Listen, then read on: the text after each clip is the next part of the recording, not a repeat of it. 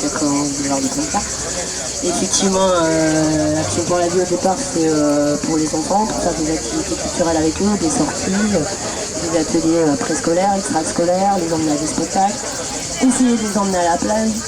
Et notre priorité, ça a été ça, même si on a aussi fait toute l'aide sociale, la mise en place du 91 et l'accompagnement vers les structures plus grandes comme Médecins du Monde, etc. quoi. Là, je vous rappelle que du coup, ici, il y a encore environ une trentaine d'enfants. Moi, ce qui m'a choqué aussi, c'est que la semaine dernière, devant le 91 Combières, peut-être j'ai mal entendu, mais j'ai cru entendre donc des gens haut placés disant qu'ils avaient trouvé des solutions pour tous. Donc, effectivement, je rigole, jaune, vert, rouge, parce que c'était effectivement, on le savait, c'était pas vrai. Effectivement, dans la nuit, il y en avait plein qui étaient partis par peur de la police. Les lieux où ils sont allés n'ont pas tenu 2 jours, donc ils sont de toute façon tous revenus ici. Même si là, de nouveau, il y en a quelques-uns qui ont trouvé peut-être une solution en une vingtaine. Il y en a encore effectivement donc une trentaine d'enfants. Donc les solutions qui avaient été trouvées pour tous, c'était des solutions d'urgence pour les gens les plus en danger, c'est-à-dire des femmes enceintes, des bébés de 3 semaines, des gens très malades. Donc effectivement, heureusement, et merci quand même que ça se soit fait. De toute façon, c'est pas parce qu'il y aura des hôtels 3 jours, 8 jours ou des solutions comme ça d'urgence pendant quelques jours que ça va changer le problème en question. Il y en a déjà justement qui vont être en train de sortir des hôtels, donc qui vont être de nouveau plus nombreux. Et que je trouve ça inadmissible qu'on puisse dire ça, qu'on puisse dire on a trouvé des solutions pour tous, alors qu'en fait rien n'a été trouvé, et qu'effectivement par rapport à un diagnostic qui aurait pu être fait sur le 91 boulevard de Plombières, une famille a été choisie et est en train d'être aidée, quoi. Une famille sur les 180 personnes qu'on avait là-bas, quoi.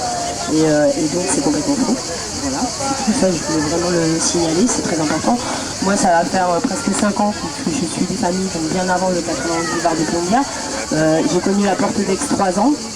Ce parc me rappelle effectivement cruellement la porte d'Aix, quoi.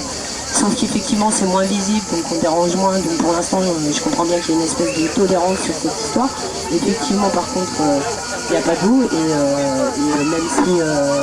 même si on le demande, moi personnellement, voilà, je rêve plus, parce que j'ai pas vu la situation s'améliorer, et toutes ces années je l'ai vu s'empirer. Et effectivement on parlait de Sarkozy tout à l'heure, moi j'ai entendu des Roms dire certaines choses ces derniers mois. Du temps de Sarkozy, on n'aurait jamais vécu ça, et pourtant à l'époque ils détestaient aussi Sarkozy. Donc effectivement les choses elles vont pas mieux, elles vont de plus en plus graves. Je rappelle ce qu'on oublie de dire à chaque fois, c'est pourquoi ils sont là. Et je redis, parce que même si pour vous qui sont là et donc sensibles à la situation, vous êtes au courant, il y a encore plein de gens qui ne sont pas au courant, non, ce ne sont pas des gens du voyage, non, ils n'ont pas envie de vivre comme ça. Non, ils ne cherchent pas à se déplacer d'un point à un autre et à faire des poubelles partout et à foutre la merde partout. Ils rêvent comme tout le monde d'avoir une maison, un logement, le droit à la santé, au travail et à l'éducation. Il y a une crise économique sans précédent en Roumanie, alors on parle de la crise ici, mais effectivement elle est plus grave là-bas puisqu'il n'y a plus rien dans leurs poubelles.